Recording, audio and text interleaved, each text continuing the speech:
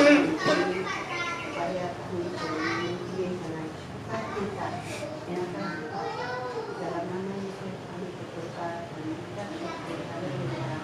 Amin. Mari kita pujikan kasih setiamu yang terus.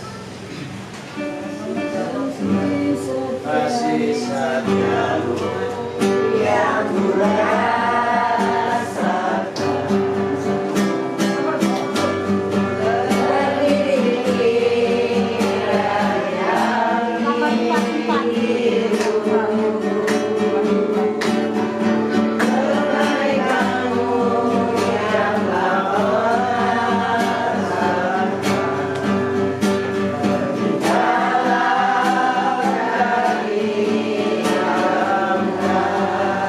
Kasih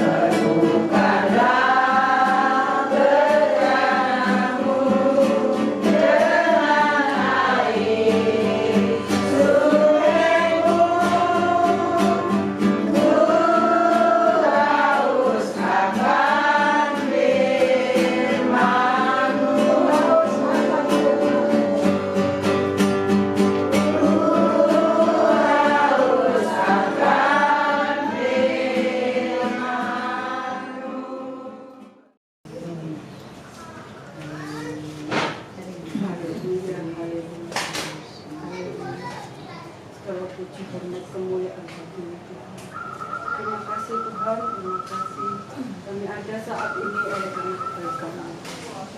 Tuhan, bentar kami akan mendengarkan firman-Mu. Kiranya Tuhan firman-Mu bisa menjadi rema di dalam kehidupan setiap kami. Tuhan, urapi hamba-Mu yang sudah menyampaikan pujian dan penyembahan. Engkau berkati keluarganya, kesehatan, keselamatan yang berbahagia. Terima kasih Tuhan, terima kasih.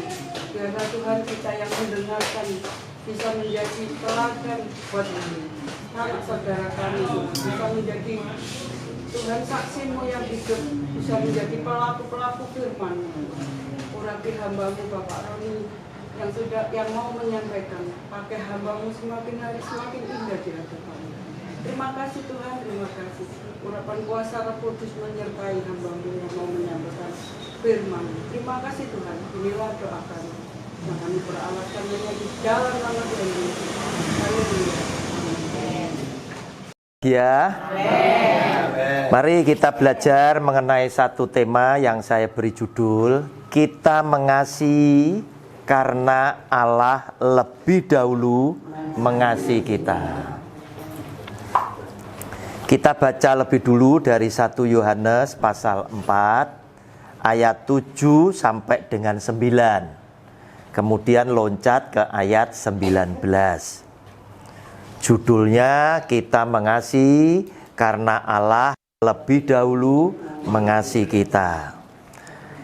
1 Yohanes pasal 4 ayat 7 sampai 9, terus nanti loncat ke 19. 4 ayat 7 sampai 9. Demikian bunyi firman-Nya. Judul bacaannya adalah Allah adalah kasih. Saudara-saudaraku yang kekasih, marilah kita saling mengasihi, sebab kasih itu berasal dari Allah. Dan setiap orang yang mengasihi lahir dari Allah dan mengenal Allah. Barang siapa tidak mengasihi, ia tidak mengenal Allah, sebab Allah kasih. Dalam hal inilah kasih Allah dinyatakan di tengah-tengah kita, yaitu bahwa Allah telah mengutus anaknya yang tunggal ke dalam dunia supaya kita hidup olehnya. 19. Kita mengasihi karena Allah lebih dahulu mengasihi kita. Saudara yang dikasihi oleh Tuhan, maksudnya apa? Maksudnya adalah kita ini bisa mengasihi Tuhan itu karena apa? Karena Tuhan lebih dahulu mengasihi kita. Kita bisa mengasihi sesama yang lain oleh karena Tuhan mengasihi kita lebih dahulu. Anak sejak kecil yang dirawat, dididik, dibesarkan oleh kedua orang tua yang penuh dengan kasih sayang akan tumbuh menjadi anak yang jiwanya itu sehat. Sebab apa? Dia boleh yakin bahwa semua orang itu akan menjadi orang yang selalu baik atas hidupnya. Terbukti apa? Papa mamaku demikian mencintai aku, demikian mengasihi aku. Dia tidak punya rasa siap kepada orang lain, bahwa orang-orang lain itu akan berbuat jahat atas hidup. Demikian pula, dia akan menjadikan orang yang senantiasa mengucap syukur kepada Tuhan. Karena apa? Dia bilang, Tuhan, Engkau adalah Allah yang baik. Kenapa? Karena Tuhan memberkati aku dan kedua orang tua yang sangat mencintai aku. Tetapi baliknya, Ibu, anak yang seringkali diperlakukan dengan tidak ada kasih, sedikit-sedikit dipukul, sedikit-sedikit dimarahi, sedikit-sedikit dihukum, anak itu akan muncul satu kepahitan yang sulit sekali terhapuskan di dalam kehidupan mereka. Sebab apa? Mereka kemudian mulai berkesimpulan, papa mamaku sendiri aja, tempat di mana aku mengadu, tempat di mana aku berlindung. Ini berbuat sangat kejam terhadap hidupku, apalagi orang lain. Maka yang naik doanya kepada Tuhan, dia bilang, Tuhan, Engkau adalah Allah yang jahat. Mengapa Engkau memberikan kepadaku orang tua yang jahat, yang bengis, sehingga aku hidup ini menjadi tidak nyaman sama sekali. Nah, saudara yang dikasih oleh Tuhan, lewat judul tadi, lewat 1 Yohanes pasal 4 ayat 11 tadi, memberikan kesimpulan kepada kita. Ternyata kita bisa melakukan perbuatan kasih, baik kepada Tuhan maupun kepada sesama, karena Tuhan mengasihi kita lebih dahulu. Artinya, kasih Tuhan yang melimpah atas hidup kita, itu menjadi modal buat saudara dan saya, kita bisa melakukan perbuatan kasih seperti yang Tuhan itu sudah beritakan. Kalau saudara dalam bacaan tadi ternyata adalah orang yang tidak tinggal dalam kasih, saudara adalah orang yang tidak mengenal Allah. Sebab adalah kasih. Berarti Anda adalah orang yang tidak lahir dari Allah. Hanya gara-gara apa? Saudara sebagai orang Kristen yang hidupnya tidak ada kasih. Saudara jangan ikut-ikut dunia yang seringkali hanya manis di bibir. Ya. Kalau orang sudah salah, kemudian orang yang bersalah ini ngaku, minta maaf kemana-mana. Wes ngomong menyesal perbuatannya, dia kok menistakan agama yang lain dan lain sebagainya. Sudah kemana-mana minta ampun, minta maaf. Ya dimaafkan. Tetapi dunia seringkali apa? Hanya maafir. Mereka bilang, maafnya sudah kami terima. Tetapi proses hukum tetap berjalan. Ngerti Bapak Ibu? Itu sama saja dengan bohong. Sebab apa? Yang diajarkan oleh Tuhan bukan yang seperti itu. Sejauh timur dari barat, ya, demikianlah Tuhan menjauhkan segala pelanggaran kita. Tuhan tidak pernah mengingat-ingat lagi dosa kesalahan yang Anda dan saya buat. Dia mengampuni kita dalam keadaan apapun.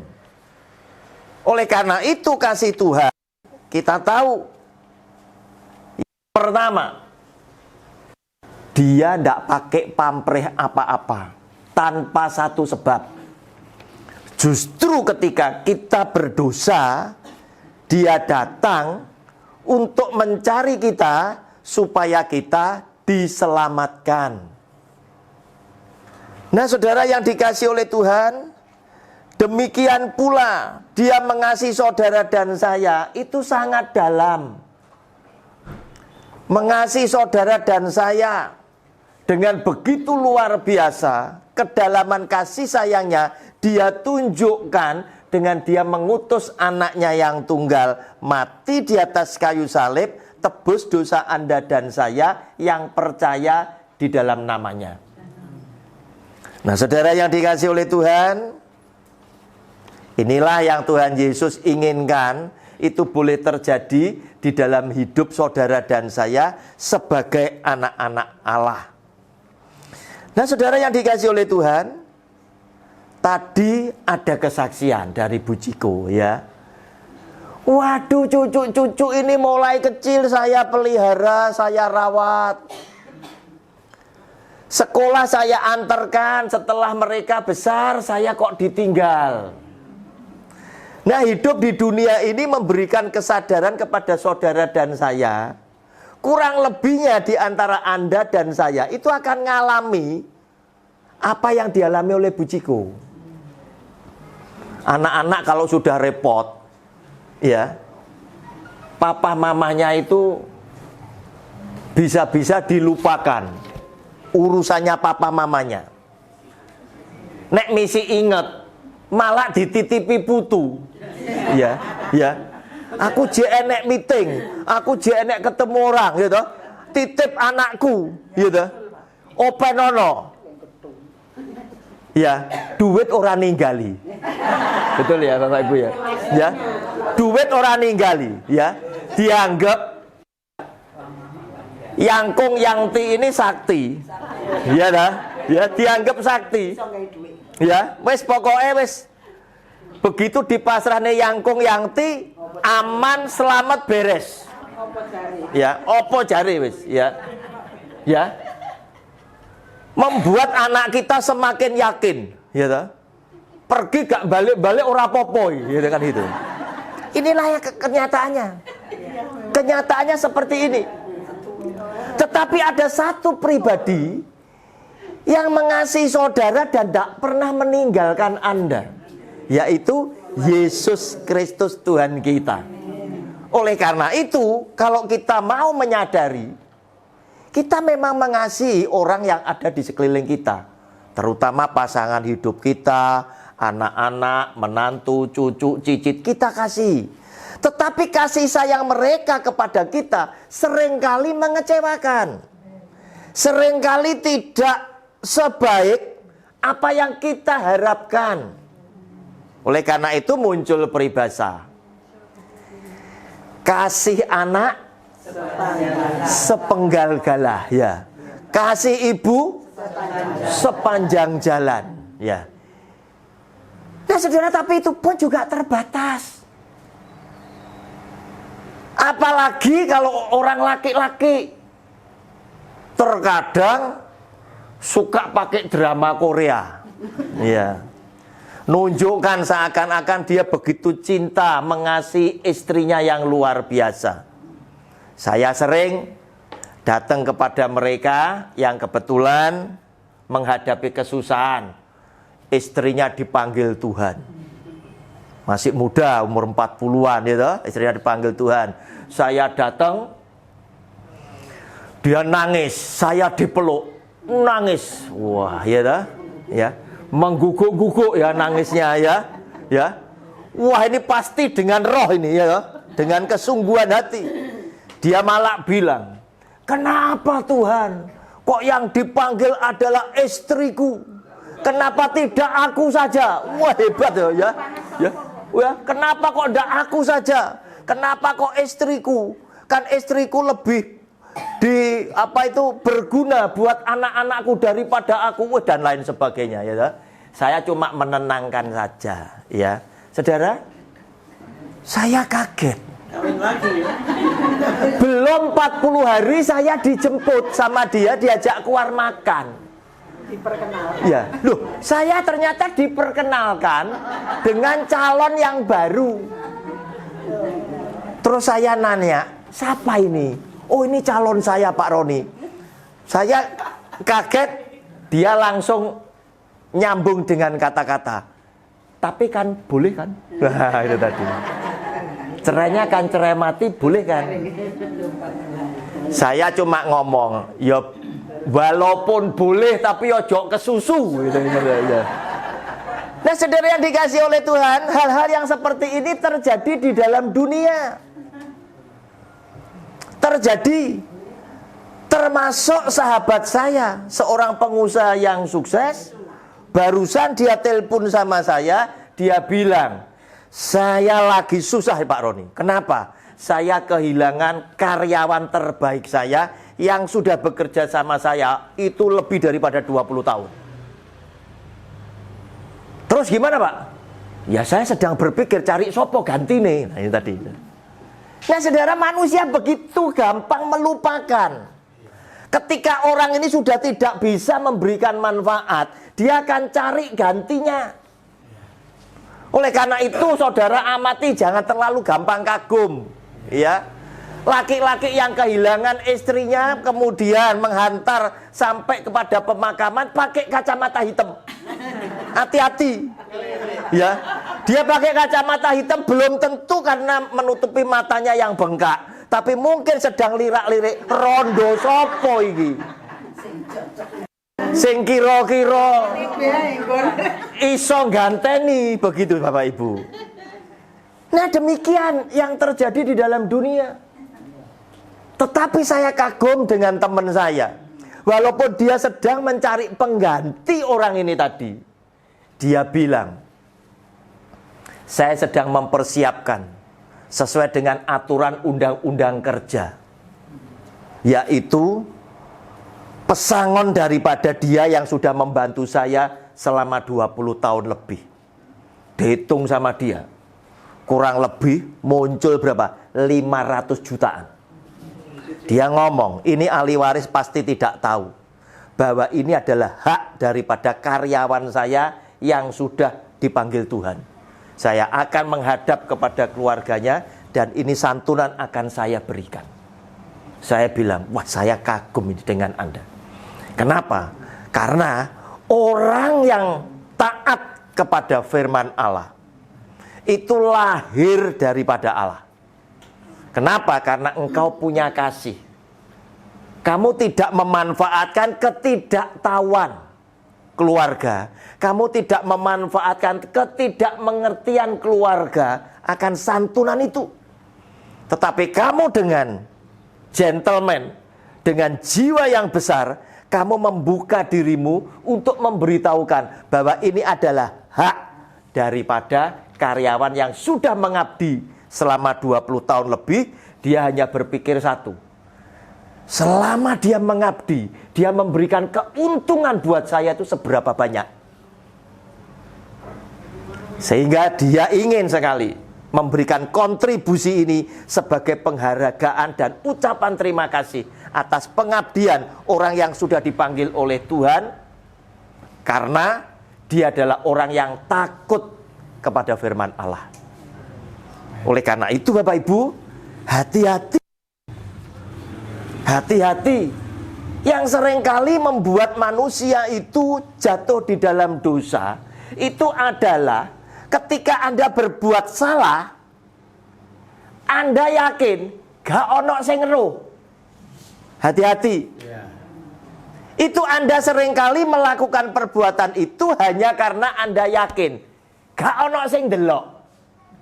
Saudara, hati-hati ibu-ibu yang masih naik sepeda motor. Ada lampu stopan abang hijau, nek abang iki dhisik iki mandek. Betul ya? Mandek. Tetapi karena ini pagi, mungkin jam 5 atau jam 4 atau setengah 5, sepi, kiri kanan gak ono sing delok. Apa yang Anda lakukan? Apa yang Anda lakukan? Anda terobos. Hati-hati. Salah nggak kita? Salah.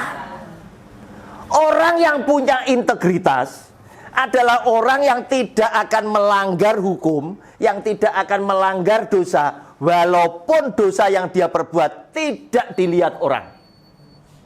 Yusuf dirayu sama bosnya, istrinya Potifar.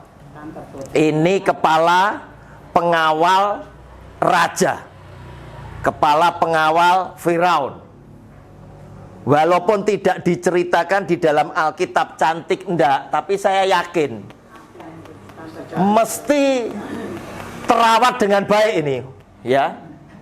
Bojone pejabat ini dirayu. Berhari-hari Alkitab menulis Yusuf ini dirayu. Yusuf adalah seorang budak yang pada waktu itu boleh diperlakukan apa saja oleh tuannya, termasuk dibunuh. Kenapa? Karena budak pada waktu itu sama halnya dengan barang. Mau diapakne urusannya sing duwe barang. Tetapi apa yang terjadi? Ketika Yusuf diajak untuk bersetubuh, berselingkuh dengan istri Potifar dan diyakinkan, sob, ndak ada orang. Lihat gak ada uang kabeh. Tinggal kita berdua. Yusuf ngomong apa? Tante, stop, jangan. Karena aku tidak ingin berbuat dosa kepada tuanku Potifar. yang telah memberikan kepercayaan atas semua harta bendanya kecuali engkau, karena engkau adalah istrinya. Yang kedua, aku tidak ingin berbuat dosa kepada Allahku. Yusuf meyakini walaupun tidak ada mata manusia yang melihat, ada mata Allah yang menyaksikan. Nah Bapak Ibu, itulah yang Tuhan mau saudara lakukan kasih. Itu oleh karena Tuhan mengasihi saudara lebih dulu. Jangan melakukan perbuatan dosa hanya karena tidak ada orang yang melihat. Sebab ada mata Tuhan yang menyaksikan terhadap saudara dan saya. Manusia seringkali mengecewakan, iya. Tapi bukan berarti kita tidak melakukan kasih kepada sesama. Tetap kita melakukan kasih kepada sesama, khususnya kepada lingkungan dekat keluarga kita sendiri. Tetapi setelah kita tahu ada pribadi yang tidak pernah meninggalkan kasih sayangnya kepada kita, seharusnya saudara dan saya lebih mengasihi Tuhan daripada siapapun manusia yang ada di samping kita. Bapak Ibu, kita lihat nasihat Tuhan Yesus pada Matius pasal 10 ayat 37. Barang siapa mengasihi bapa atau ibunya lebih daripadaku, ia tidak layak bagiku. Dan barang siapa mengasihi anaknya laki-laki atau perempuan lebih daripadaku, ia tidak layak bagiku. Nah, kita tetap mengasihi sesama kita, tetapi Yesus Tuhan tetap nomor 1. Sebab apa? Dia mengasihi kita ketika kita berbuat di dalam dosa. Dia mengasihi kita dan menyertai kita sampai kepada akhir zaman. Dan saudara dan saya mesti tahu, tujuan kita hidup itu bukan hidup di dunia. Tujuan kita hidup bukanlah sebuah pernikahan. Bukan. Saudara masih ingat orang Saduki bertanya jawab kepada Tuhan Yesus. Tuhan, perempuan ini besok iki bojone sapa? Iki kawin ping 7 iki. 7 kali dia punya suami, mati semua. Tuhan Yesus bilang, kamu sesat, kamu tidak mengerti isi Alkitab. Besok di sana, besok di surga, pada saat orang dibangkitkan, manusia itu tidak kawin dan tidak dikawinkan, tetapi mereka hidup seperti malaikat. Itu kata Tuhan Yesus. Nah saudara yang dikasihi oleh Tuhan, tetapi ada Yesus Kristus Tuhan yang mengasihi saudara dan saya, yang memberikan janji bahwa ini merupakan tujuan hidup kita, yaitu Yohanes 14 ayat 1 sampai dengan ayat yang ketiga. Tujuan kita hidup itu nanti hidup bersama Kristus. Janganlah gelisah hatimu, percayalah kepada Allah, percayalah juga kepadaku. Di rumah Bapakku banyak tempat tinggal. Jika tidak demikian, tentu aku mengatakannya kepadamu. Sebab aku pergi ke situ untuk menyediakan tempat bagimu.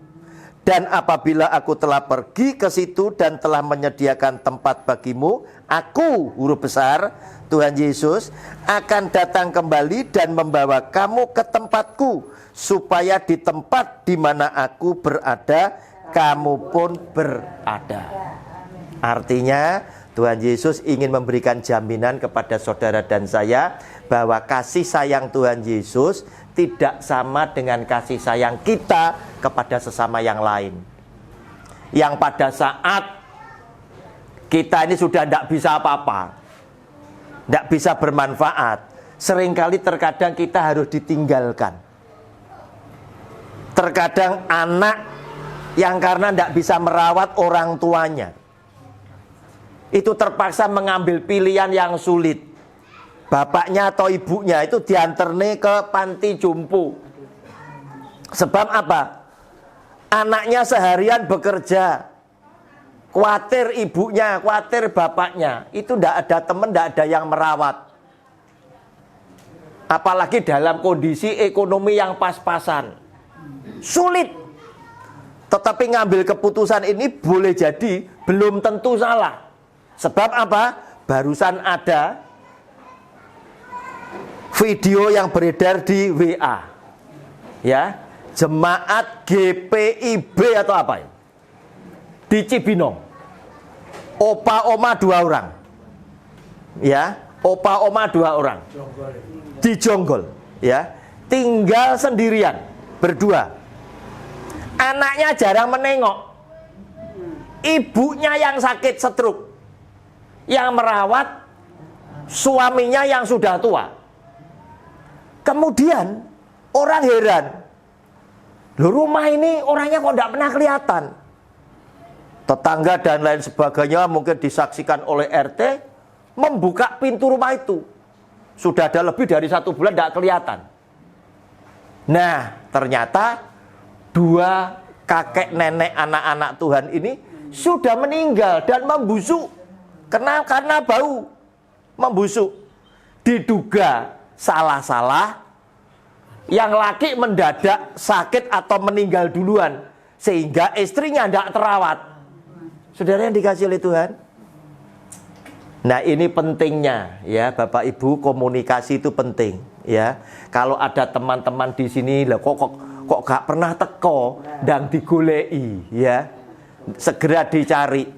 Ini juga menunjukkan bahwa mungkin jemaat di gereja itu jarang mengunjungi. Sampai-sampai apa? Kebablasan mereka sudah meninggal.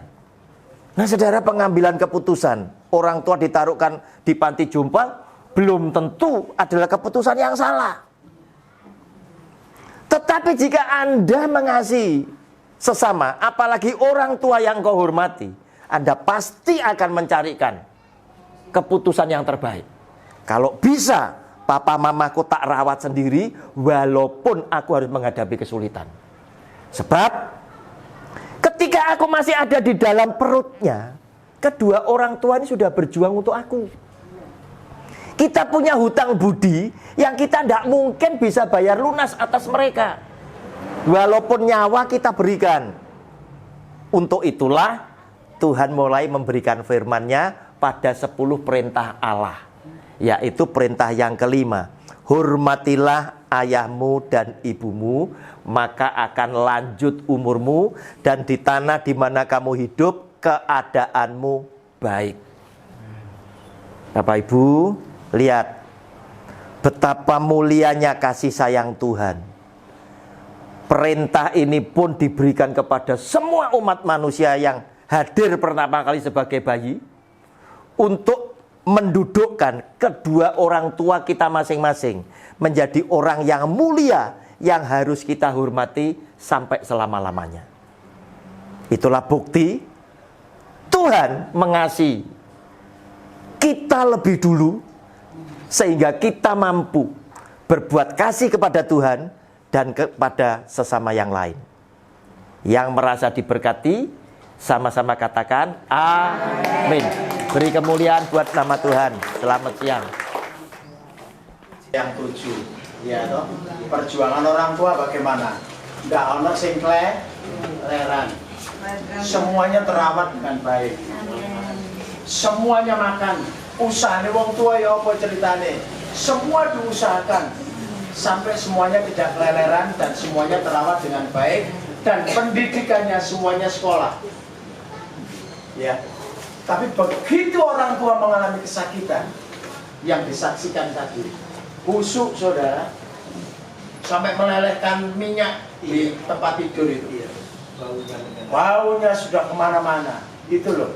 Jadi orang tua itu berusaha untuk merawat anak-anak dengan baik, sampai anaknya kalau bisa melebihi kedua orang tuanya. Itu impian orang tua. Tapi kalau anak kaya belum tentu wong tua melok duwe kekayaan anak. Tapi anak melok duwe kekayaannya wong tua. Itu saudara. Ya. Jadi orang tua semiskin apapun, dia berusaha kepada anak-anaknya. Kamu tetap sekolah le, kamu tetap sekolah nduk, ya. Lek iso aja kaya bapak karo mama sama papa yo. Lek iso kamu itu lebih dari papa mama. Tapi begitu lebih dari papa mama, dia akan mereken bapak ibu ya nduk ya we ibu ya. Itu kenyataan loh di Jonggol itu, di Jakarta, Cibinong tadi. Itu nyata saudara, itu masuk di televisi itu. Begitu dibedah pintunya ini, tak gitu, wah bau, ada opa, setelah mohon maaf, ngomong saya kasar, wis modar. Makanya mesti namanya anak itu enak gak enak, duwe gak duwe, usaha nekani wong tua. Ya, mengingat kepada orang tua. Jadi susu orang tua nggak pernah diperhitungkan untuk anak, tapi kadang kekayaan anak seringkali diperhitungkan untuk orang. Makanya ibu-ibu lansia banyaklah berdoa, jangan berharap kepada siapa-siapa, berharap baik karo Tuhan. Karena yang sanggup menggerakkan hati anak itu hanya Tuhan Yesus. Ini firman-Nya kasih, saudara. Firman-Nya kasih. Saya tadi mau berangkat, saya ini sakit sebetulnya, saudara. Tapi saya ini harus waras. Saya ini mulai kemarin itu, ini perut saya ini problem. Tapi saya mengingat ya, ibu-ibu membawa lansia yang satu, ngiling no ayo gitu. Ini tugas kita. Saya nggak kuat saudara, saya berpemilih.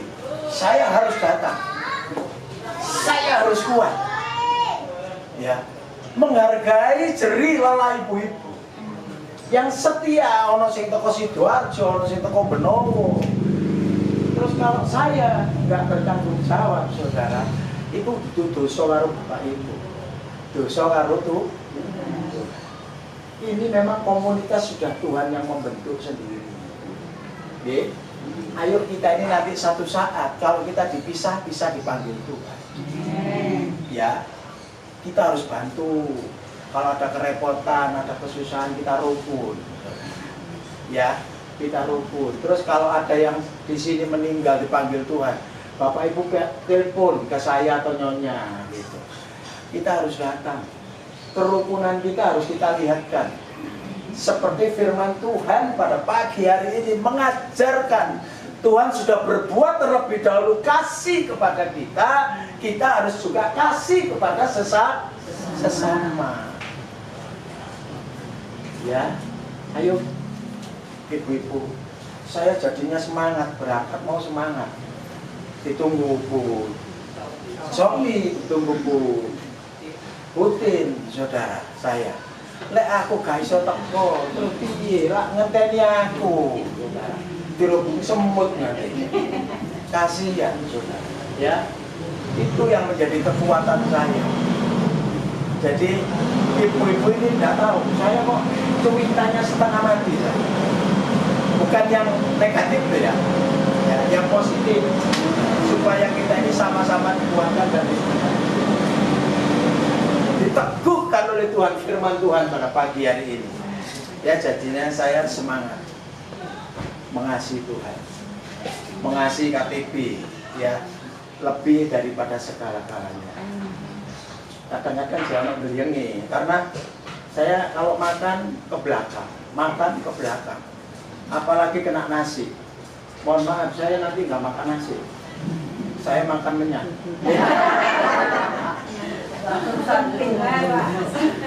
Saya makan bubur dulu. Saya bawa bubur dari rumah. Saya beli. Tapi semangat kembali setelah ketemu ibu-ibu tadi itu. Semangat, saudara. Ya. Semangat gitu. Ibu-ibu cerita kepada yang lain, mengajak ke KTB. Terus yang KTB kelompok akeh. Terus kalau saya dipercaya untuk mengembalakan, saya tidak cinta kasih kepada ibu-ibu, nggak sesuai dengan firman Tuhan. Itu namanya gembala apa? upahan. Ya, kita nggak mikir lah, wah ibu orang duit, kalau duit ya tetap kita layani. Ya, masalah berkat urusan itu. Dari mana Tuhan sanggup mendatangkan berkat? Sudah percaya sama Tuhan, percaya penuh sama Tuhan. Hidup pun dipelihara Tuhan. Tidak usah khawatir. Makanya di garis bawahi firman Tuhan ini, lebih baik kita berharap kalau daripada berharap kepada manusia. Manusia ini globalnya ya melalui anak kita, ya anak-anak kita, ya saudara kita. Tapi yang sanggup menggerakkan setiap hati itu Tuhan. Untuk menyintai Bapak Ibu semuanya. Anak-anak kita menyintai, itu karena Tuhan. Kasih sayang Tuhan menyentuh hati anak-anak kita untuk mengasihi ibu-ibu yang ada. Makanya tugasnya kita berdoa. Ya? Tugasnya kita berdoa untuk anak-anak kita, keluarga kita. Supaya keluarga dipelihara, anak-anak kita dipelihara, diberkati Tuhan. Nanti harus diberkati anak-anak kita, tidak akan lupa kepada Bapak Ibu. Karena apa? Hatinya sudah disentuh tuh. Hati itu habis disentuh, gak iso saudara. Kalau kau mendem ini, moro, gak iso dipengaruhi sopo-sopo. Ya, tadi kesaksian yang luar biasa. Saya sebelumnya kan di dunia sekuler. Ini ada bos, anak buahnya dipanggil. Bosnya masih memikirkan apa yang akan saya berikan untuk mengapresiasi dia selama bekerja 20 tahun. Gak ada uang roll, berkat itu gak ada uang roll, saudara. Ya, tetapi kalau bos itu sudah disentuh hati oleh Tuhan, dihitung dewi, saudara. Dihitung dewi, biro rupiah berapa besarnya, dikeke karo keluarga. Karena apa? Bos ini disentuh hatinya oleh Tuhan. Ya, sudahlah kalau hati ini disentuh Tuhan, karena sing sok ngendekno, saudara. Tidak ada yang bisa menyetop kebaikan siapapun. Kebaikan siapapun itu tidak bisa disetop lewat Tuhan ngiling. Ya, terima kasih atas firman Tuhan.